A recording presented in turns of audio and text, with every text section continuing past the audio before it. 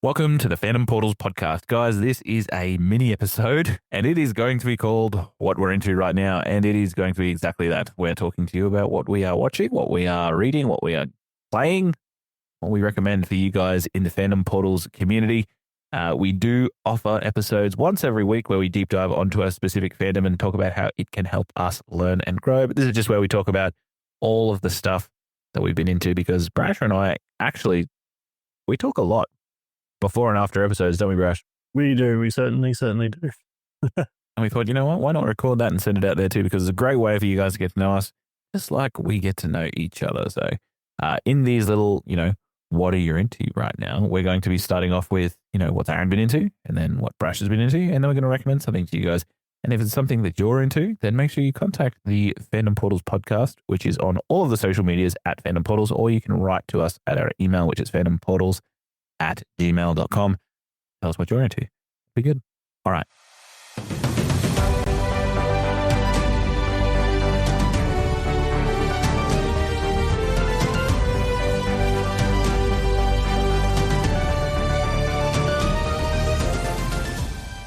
Let's go with you first, Brash. What have you been into? What have you been into? What have I been into? Sounds like something you'd say to Ace. Yeah, exactly. What have you been into? What have you been into? What have you been into? What I've been into is a friend of mine actually invited me out to the movies to watch the newest Final Destination, Bloodlines. Bloodlines. For those who don't know, it's this will be the 6th installment of this series, and for those who don't know, it's about people who die in gruesome ways after they've either had like a premonition and saved themselves a bunch of people from death. Death then chases them all down and one by one gets what he wants. Oh, just before we jump in, everybody, these will be whatever we talk about here. It'll be spoiler free, so you can listen to this spoiler free. Yes. We will recommend and spoil anything. We won't spoil anything for anybody. So, but we encourage you to enjoy them in your own time. Go ahead. For those who have watched any of these before, it does have a few nods from past movies, which is what I thought was really great because in there, like me and my friend were both like, "Oh, look at that!" And it was really, really nice. But the thing I liked most, I think, about this new Final Destination is that actually like there's a mini Final Destination movie, and then the main Final Destination movie because it's set in two different time periods. Oh, okay, yep. Yeah, the main character Stephanie, she's been having nightmares about a catastrophic disaster that happened back in the 60s. Involving her grandmother Iris, who narrowly had a premonition to narrowly escape and save a lot of people from this massive disaster. She's just been having this recurring nightmare and then goes back to visit her family to try and find out more about her grandma because they've been estranged, they've never met. Due to the franchise's style, it has a whole bunch of elaborate, dispensable deaths that from just ordinary items and things, and like some of them just out there and bizarre. Like there's one of the deaths I found to be quite hilariously done, but they tied it in so well. Because one of the things I think I like most about this Final Destination is you don't get to see death, but you get to you sort of see him working more. Whereas in the other ones, like they have those moments where like they zoom in on something happening in the background, like a screw is getting undone or something like that, or the gas bottle starting to leak and they're about to light it or something like that. There's a whole like sequence of events and that. It's a scene by scene of Chekhov's gun. It's just like, yeah, we're showing you this for a reason. And it's definitely it's the reason why so many millennials changed a lot of personal habits, especially whilst driving long trucks. Yeah. I'm one of those millennials. But they do the same sort of thing. But for me, it felt a bit more like you were actually watching the devil, like the death work, and which made it seem like it was like actually them versus death because they talk about death a bit more in this instead of just being like, oh my god, this weird shit's happening. They're full on like, no, it's death after us. We have to beat death. And it's sort of like that bit of cat and mouse between death and the survivors. Is one of the movies I always say, I'm like, I don't like it because of how real that, even though some of these deaths are so crazy and all out there, There's a grain of what if in every one. Exactly. And you're like, oh, so yeah. And then, as you said, like it's made heaps of people change the way they do things. But what I found interesting in this is when you meet Iris, she's actually spent years hiding from death in a sense by learning all the little tricks. So like the wind chime will start blowing. So she's like, oh, something's happening. And she's like always like alert for things like changing around her. And I thought that was a really interesting look at it. Because whereas other movies sort of relied on like people having premonitions and having those sort of like moments. Yeah. She's like been there like for like 80 years. Well, not 80 years, like 50 years, and just been like just picking up just the little nuances and just learning how everything works and everything. I thought that was really good. And sort of Stephanie sort of picks up on that and also starts, though she's not as well trained, she sort of does the same thing and sort of picks up on little things and is like looking around, okay, what things can go wrong. And yeah, one of the funniest deaths, it's a pretty gruesome death. One of the funniest ones I found was off of like one of her premonition, like one of her like, she's like scoping things out like those CSI shows where like they're like looking at all the clues and piecing it all together like numbers or something, and she's like does that and she does this thing and they're like, what, that's just dumb, and then like it all comes out. It's just funny. But yeah, so yeah, it was really good watch and I really enjoyed it. So we won't rate any of the things we do on these ones, but just would you recommend it or would you not? I would definitely recommend it for people who aren't squeamish about it. It is pretty gory. Like all the rest of them, all of them are pretty gory, and this is no exception. So if you don't like the gore, maybe give us one of this. If people don't like gore, then you're not gonna miss much. But for those who do like the series or do like something a little bit gory, yeah, definitely watch this one. And thank you, Mel, for inviting me to the movies. Yeah, I think Final Destination is one of the few horror movies, because I'm not a horror guy, but there's one of the few horror movie series that I actually watched and kind of enjoyed, because I did like that connection to the supernatural. Like this one's got a newer director, Zach Lipovsky, who directed the Kim Possible movie, but the writer of the movie is a very seasoned horror writer, Guy Busick. He has written all different sorts of movies like Abigail and Scream, and also Ready or Not, which is going to feature on the Fandom Portals podcast as well. So yeah, it's got some talent behind it. And I think like for this movie as well, what I've been seeing on the line, without giving too many spoilers away, is that it follows very similarly in the accidental nature of all of the deaths that occur, one involving a penny. And that's all I'll say about that. Oh, I will say, without spoiling anything, that penny pretty much plays a role throughout the entire movie. Yeah. Well, the reel that I saw was somebody coming outside to have like a drink of coffee, right, on their outside patio chair, and then a penny falls from the sky and lands on the path in front of them, and he just stands up and walks inside, and it's just like, I've seen Final Destination's Bloodlines. Yeah. That's exactly how you think of it. Yeah. Because that one penny caused a lot of issues for a lot of people.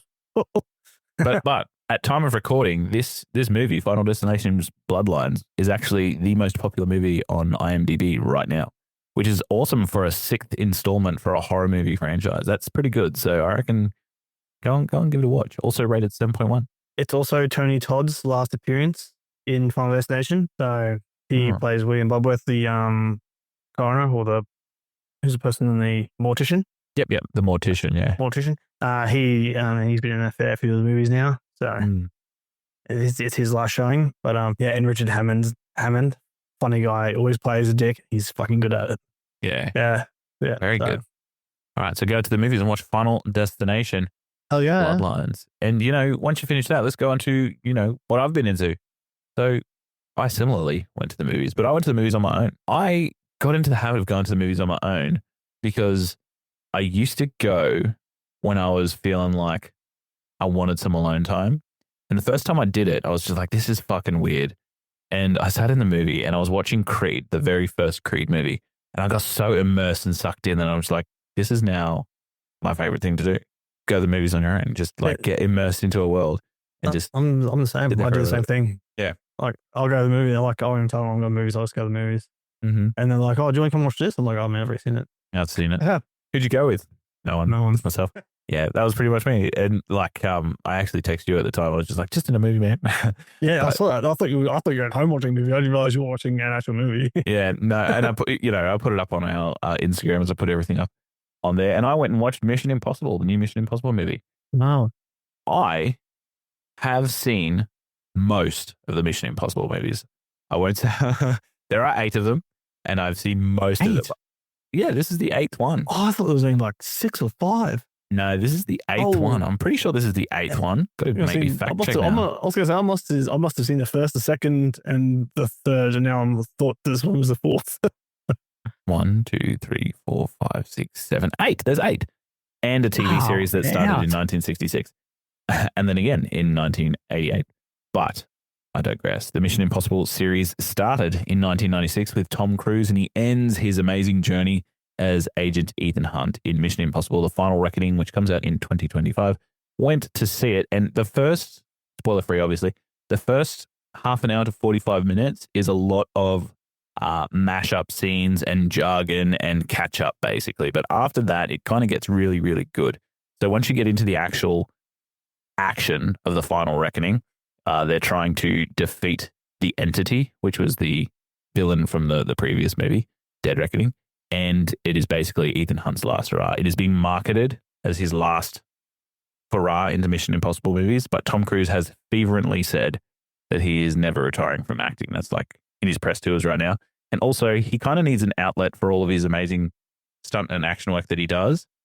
And this one's no exception. There are 2 scenes in particular that are just full of action, tension through and through. Like, there's a whole half an hour sequence in the middle of the movie that doesn't have any dialogue whatsoever. It relies completely on the soundtrack and the visuals to increase the tension and tell you what's going on story-wise. And it is my favorite part of the whole entire movie. When he starts to go down into a submarine, that's when it starts. So directed by Christopher McQuarrie. I definitely recommend going to see this one just because of the spectacle that these movies are. It's visually stunning. I went to see it on the biggest screen that I could because that's what Tom Cruise recommended. But I think that this one, I wouldn't say it's the best, in my opinion. I wouldn't say it's the best Mission Impossible movie. That crown will always go, in my eyes, to number 3 with Philip Seymour Hoffman. But this one ties very strongly into the events of number 3. So I think that it utilizes its past installments very well.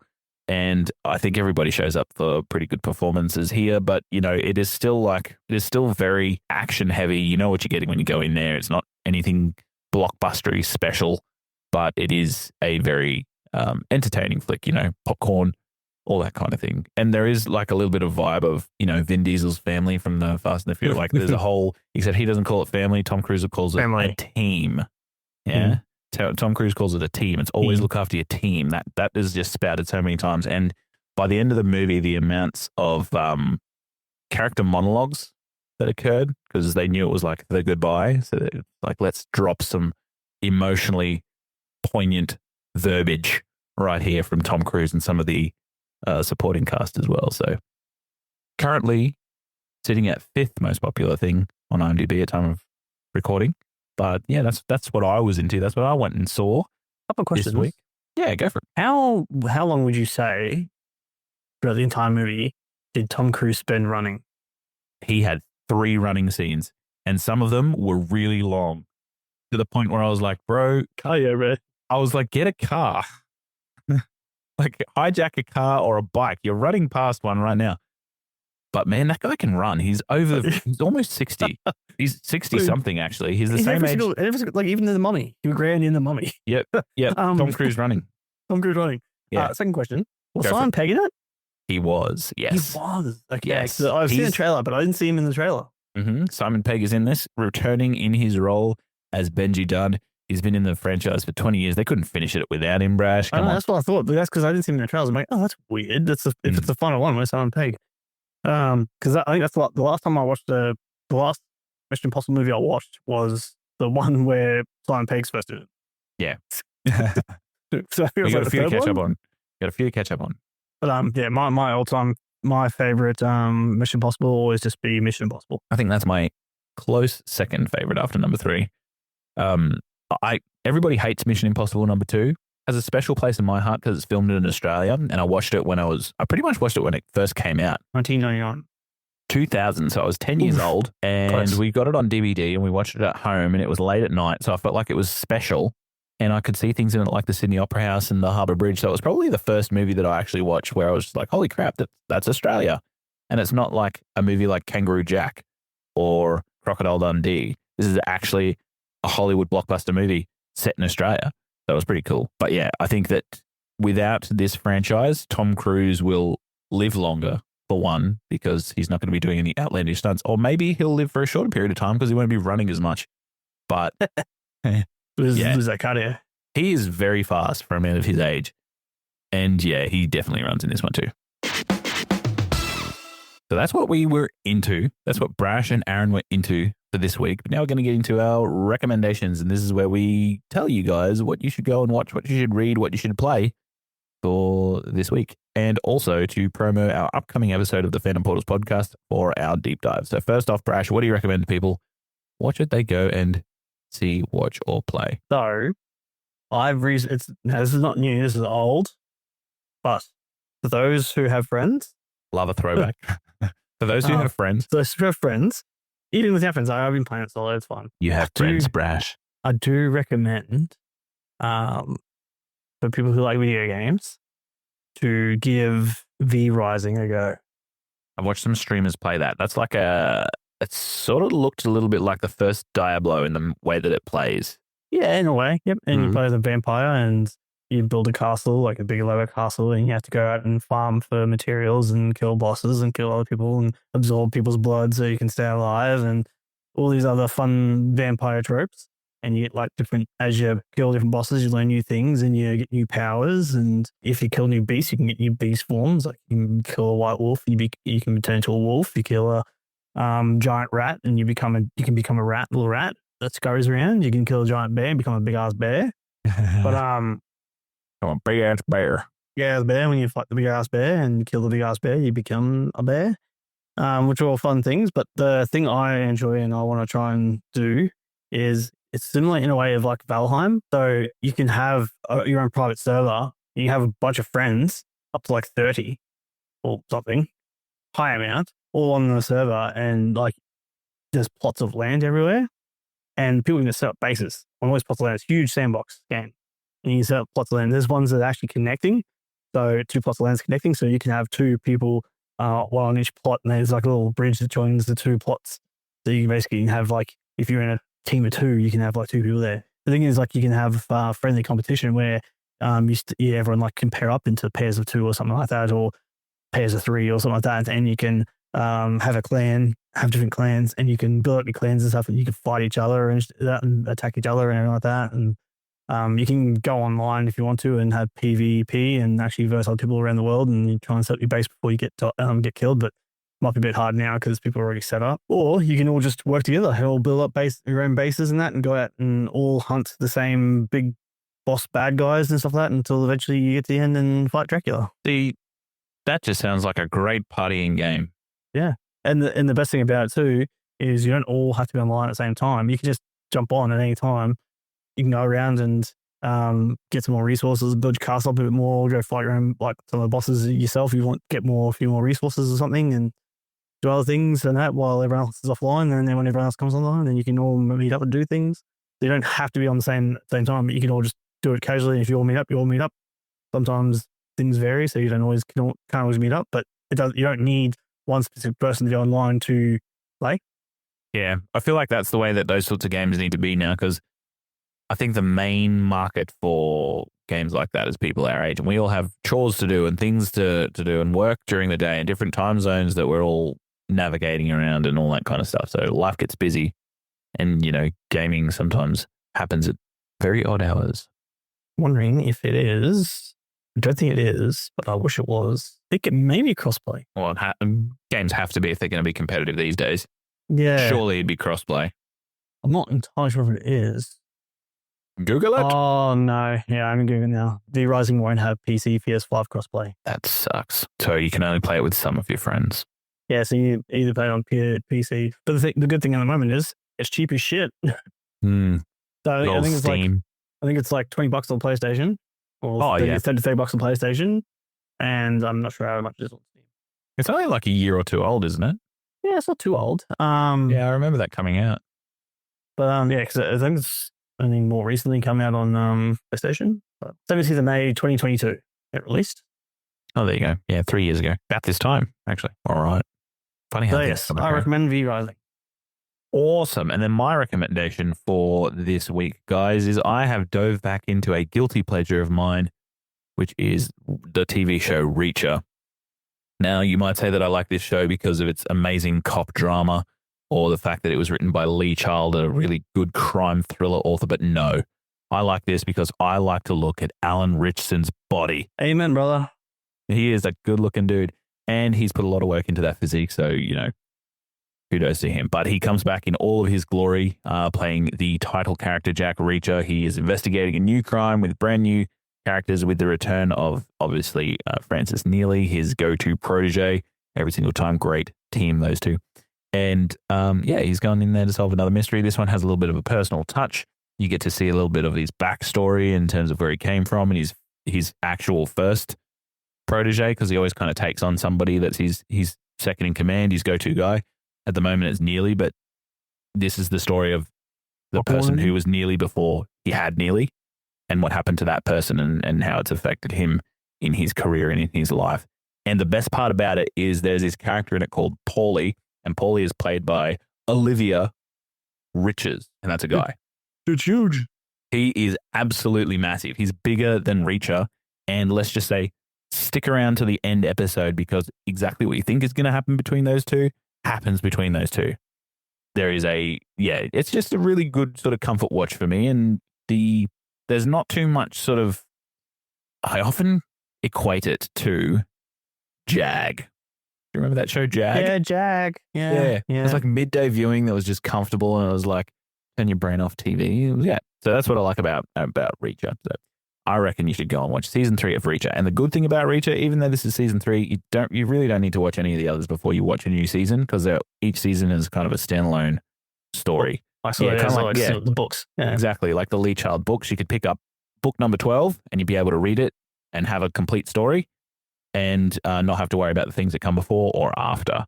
So there's very few of his books that actually follow through. Like there are things that tie in past-wise, but realistically, if you just want the broad story, you're fine with pretty much reading whatever.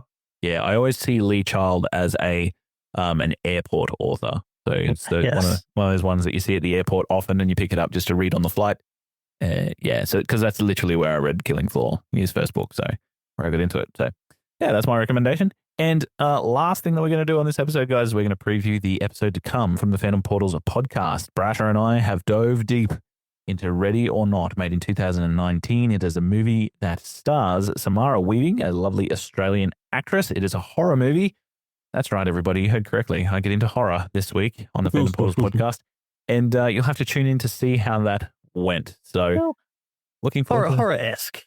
Yes, it's horror with dipping toes in. That's exactly it. That's why we picked this one, because it's horror for Aaron, but it's also horror with a twist for Aaron, because he can't really dive straight into the deep end with something like that, because you'll find out why in our very next episode. Also, it's also starring Adam Brody. Adam Brody from the Adam OC. Brody. Oof. Hey, that's the first one I saw Adam Brody, and me too. Hey, he was amazing in that. He's amazing in this. Yeah, we all learned to fall in love with Adam Brody from the OC. Old Seth Cohen. He made all us nerds proud. He did. It's actually probably the first millennial nerd played on screen that I was like, that's actually what we're like. Yeah.